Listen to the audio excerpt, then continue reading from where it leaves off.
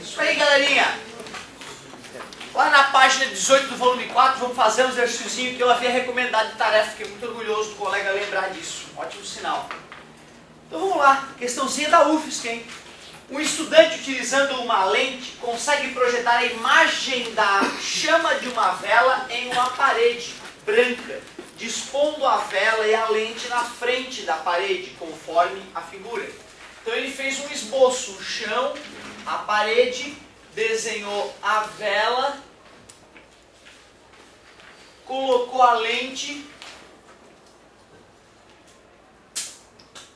e ali está a parede e a imagem seria projetada. As palavras corretas. 01. Tanto uma lente convergente quanto uma lente divergente projetam a imagem de um ponto luminoso real na parede. Falso. A lente divergente, a imagem é sempre virtual. E imagem virtual não é projetável, ela não é feita de luz. Como é que eu vou projetar uma coisa que não é de luz? 02. A lente é convergente, necessariamente. Porque somente uma lente convergente fornece uma imagem real de um objeto luminoso real.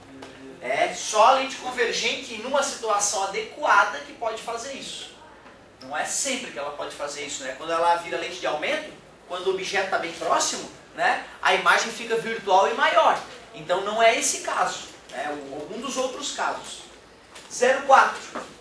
A imagem é virtual e direita. Como é que ela é virtual se ela está projetada na parede? Ela tem que ser real, tem que ser feita de luz. É um absurdo. Como que ficaria?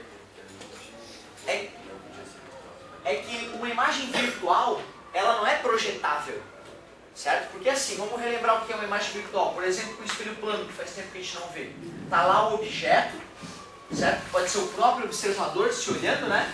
Um raio de luz que atinge o espelho em cheio com 90 graus com superfície volta sobre ele mesmo, já que o ângulo de incidência é zero. Um raio que atinge o espelho com um determinado ângulo é refletido com o mesmo ângulo. O olho do observador, quando recebe luz que se afasta vindo do espelho, ele entende que a luz está saindo de um ponto de trás do espelho. Certo? Então quando eu me olho atrás do espelho, aquela coisa lá absolutamente não existe. Como é que eu vou projetar algo que não existe na parede? Certo? Então não dá para projetar aquela imagem que eu vejo lá na parede, porque ela não é feita de luz, certo? Ela é feita de prolongamento, e esse prolongamento absolutamente não existe, ele é só o que o meu cérebro acha que está acontecendo. Ele supõe que a luz está vindo de lá, já que a luz anda em linha reta. Então, para uma imagem ser projetável, ela tem que ser feita de luz de verdade. Um exemplo, por exemplo,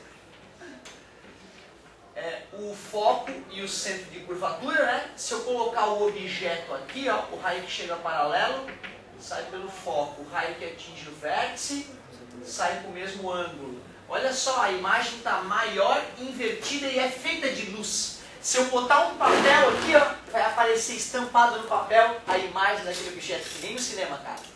A imagem do cinema é uma imagem real.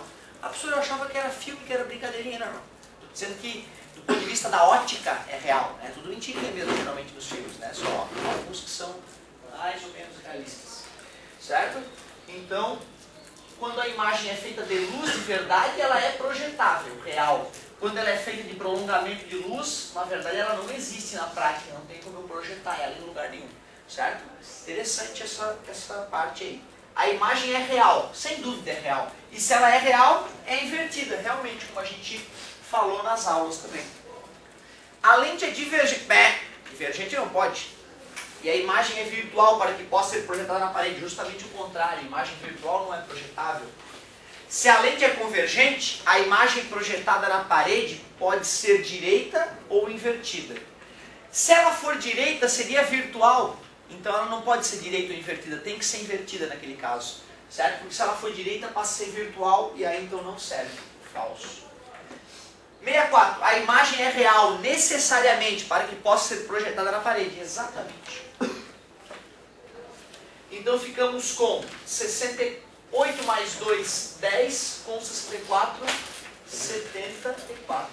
Uma bonitinha questão da UFSC essa. Certo? Se bem que se o cara está em dia aí com a matéria, eu acho que também não tem grandes problemas. E aí, galerinha, qual mais que vocês fizeram sentindo dificuldade, de repente, para a gente trabalhar? Mais alguma? senão eu vou fazer a grande comemoração, o rito de passagem cabalístico. E vamos pra próxima, né? Afinal, acabou! Yeah! Mais uma! Obrigado, muito obrigado. Não tinha passado por isso ainda, né? O Rafa foi mal, cara, mas foi calculado, tá, cara? Tinha certeza que não ia bater no teu olho esquerdo. Fica tranquilo.